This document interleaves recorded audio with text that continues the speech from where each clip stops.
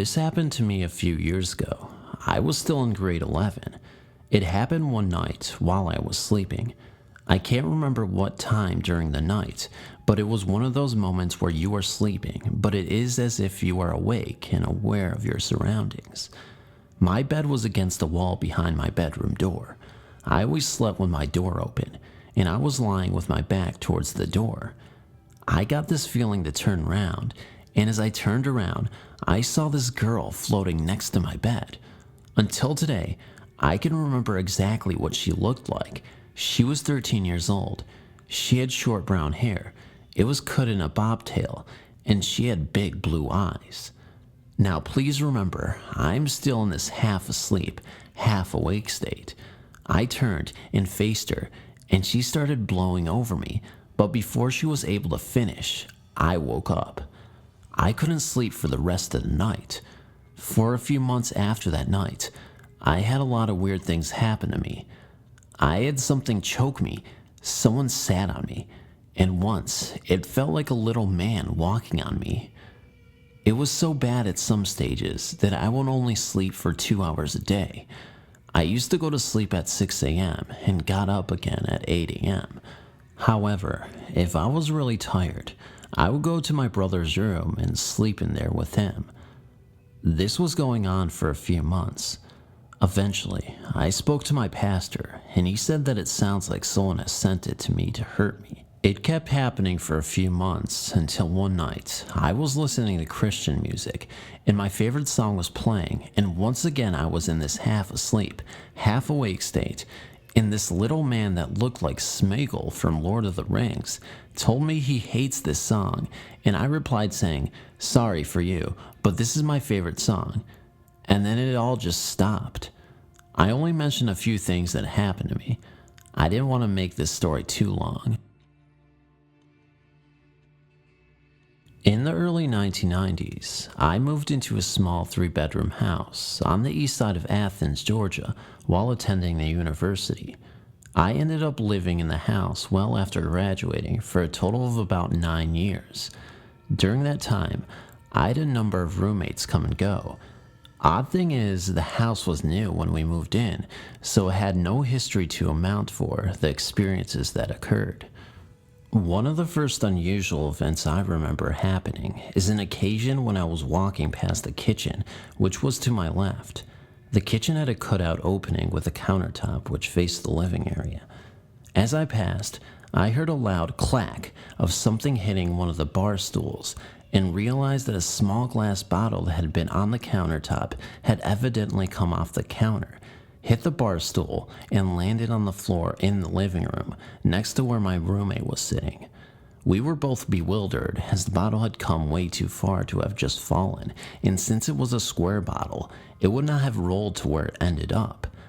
I definitely had the sense that it had been thrown at me as I was walking by.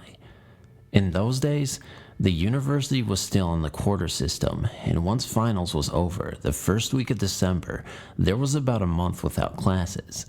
My roommates went home for the break, but I had a job, so I stayed alone for that month. One night, I woke up to the sound of my dog growling. She was looking out my bedroom door into the house as she continued to growl. I peeked out, but saw nothing out of the ordinary in the dark. I tried to get her to come out with me to investigate, but she dug her feet in the floor and refused to budge. This was very unusual for her because for a lab, she had an aggressive personality. I crept to the kitchen and got a knife, quickly looked around, and went back to bed, locking my bedroom door. Can't swear this was paranormal, but it definitely stuck with me. Over the years, a number of other things happened. Often several things happening close together, then no activity for a long time. Radios would turn on, a growling noise in the front bedroom. One roommate reported seeing a shadow figure. Shortly before I moved out, I was vacuuming and noticed a hand-carved lion statue was turned facing the wall. I realized that I had to turn the statue around several times before, but this was the first time I wondered why it kept happening.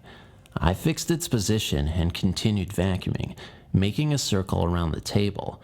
When I got to the other side, I looked up and saw the lion was again facing the wall. Although the activity seemed to come and go, what I remember most is how heavy the air seemed. It had this hard to describe weight to it.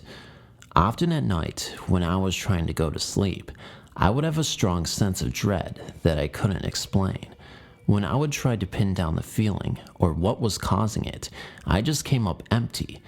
I wish I had known about EVPs at the time. I would be curious to see what that might turn up. Also, not sure if it's worth mentioning, and I don't really have the sense that there is a connection, but for much of the time, I worked in an old 1800s, supposedly haunted building on campus, where I had 2 paranormal experiences. Thanks for reading. This incident took place in 1992 in Orange Cove, a tiny town near Fresno, California. My wife's Jen's mother had passed away unexpectedly that September, and we were there from LA to attend the funeral and to help out Jen's dad, Bob, wherever we could. We didn't know that her father would die within the same month. As it turned out, we were in a 1-month period between funerals. Jen's parents lived in an old house that her grandparents had built in the 1940s. It was in an orange orchard, and as far as anyone knew, there had never been anything else built on the land before the house was constructed. It had a large, almost square living and dining room, a kitchen on one side, and a hallway opening off the other side. Along this hallway was a window looking out to what had once been a porch, but was now an enclosed laundry room, a bathroom on the left, and 2 bedrooms on the right. There was also a door for a hall closet between the bedroom doors. To get to the bathroom, you had to walk all the way down the hallway, past the closet. The hallway had no lights or electrical outlets. A window at the far end had bits of decorative glass like insulators and jars. At night, it was as if the glass panes of the window had been painted on the outside with black paint. No light came from neighbors or streetlights because there were none. The night after the funeral, we were sitting with Jen's father at the big dining room table. Jen's sister, Cynthia, was also there. It was hot and very dark outside, and inside the house, the lamps in the dining room weren't very bright. At some point during the visit, I needed to answer the call of nature, so I walked down the dark hallway, heading for the bathroom door I knew was far down on the left-hand wall. When I passed the closet door, the most amazing thing happened to me. For some reason, every hair on my body stood straight up, and I felt what seemed to be a massive charge of static electricity on my chest. I had touched and seen nothing in the hallway. It was so strong that I could barely breathe. After standing for several seconds in complete shock, I continued on to the bathroom, where I completed my task with great difficulty, as the strange tingling effect was still in full force over my entire body and was very, very distracting. I had never felt anything like this in my life, and I've been electrified and shocked by Van de Graaff generators and the like. This was absolutely and completely different. I walked unsteadily back down the hallway, and the effect just stopped dead as I entered the big room. I walked over to my wife, who was in the kitchen, and said, "What the hell is in that hallway?" My wife knew exactly what had happened. I was white as the proverbial sheet, and my hair was still standing on end, and she said to me, "I see you've met our ghost." Her sister then explained, "What? You knew about that ghost too?" As it turned out, the sisters had many of their own experiences with the thing in the hallway, but oddly had never mentioned it to each other. When other family members who had visited the house over the years were later asked if they had ever noticed anything odd about the hallway, all of them replied that they did not like it and hated having to go down into the dark to use the bathroom. The area just in front of the hall closet was signaled out as the creepiest area by everyone, and the ghost seemed to stay in that area. It apparently never came out into the living room.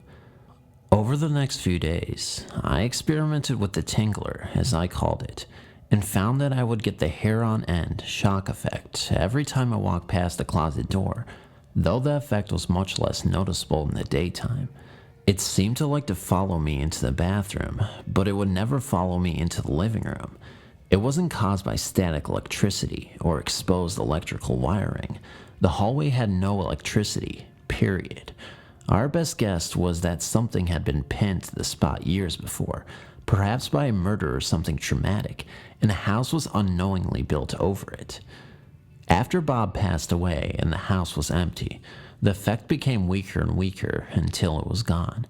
Because of this, we think that the people living in the house might have somehow sustained the tingler, as the house was continuously occupied for many years. Thankfully, I've never had an experience like that after the tingler faded completely away.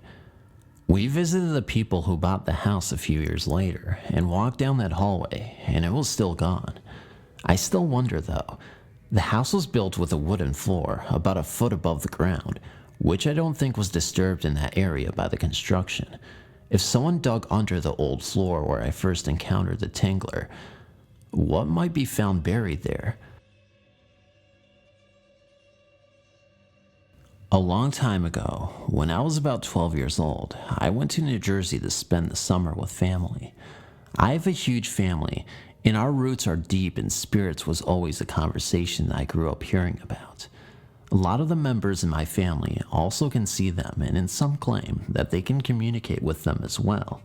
So here's the story. My cousins are 3 girls and a boy. The 3 girls shared a room, and the oldest girl was around 16 during this time, and my boy cousin D had his own room, and he was around 14 at this time. They lived in an apartment, and you had to go past my boy cousin's room to get to their room. As I was staying there, I began to notice that every time they would be about to go to their room, they would run past D's room. So one day I asked, "How come you guys run past D's room each time?" They both looked at me and said there's a man in his room. I said, "What do you mean?" They said that if you go past his room, sometimes you can see feet and legs near the door to his room, and that's why they run past it. Like I said, this wasn't necessarily that frightening to me or shocking because I grew up hearing the stories of spirits all the time. One day, we were at their neighborhood pool and I forgot my towel. I didn't get in the water yet, so I decided to just run back to the house real quick and get it before I got in. My cousin D was outside with some of his friends and saw me go in the house, and, of course, no one was home because my aunt and uncle were at work and my older cousin was also not home. I went in and was walking past D's room to get to the girls' room and got my towel, and as I was walking in, I had to step back slowly because I saw something out of the corner of my eye. I saw these huge feet, and on the feet were male dress shoes, and as I looked up slowly, you could see pants. I immediately began to feel goosebumps, and all the hairs on the back of my neck rise up. I ran out of the house and was now outside, and my cousin stopped me and asked me what was wrong. I couldn't even begin to explain to him what it was, and also, he was in front of all of his friends. So when I got back to the pool, I immediately went up to my cousins and told them what I saw, and they said, "See." That night, D came and slept on the floor in the room with us. I still wonder about that to this day, because that was the weirdest thing I have ever saw, and I wonder if I would have kept looking up, would I have seen his face or not? I don't know, but thank you for reading. Hey guys, Phantom here, and if you're wondering why I'm asking you to comment, subscribe, and like, and share this video, it's probably because I'm desperate, but really, it's because I want to entertain you guys, and I love your feedback, so why don't you tell me how this video went, in the comments below. And if you're new to this channel, why not subscribe? Thank you guys, I love you so much, and I'm not going to take up any more of your time like I usually do. So I'm going to see you later, possibly. We'll see in the future. I don't know what I'm saying. Good night, good morning, good day, and goodbye.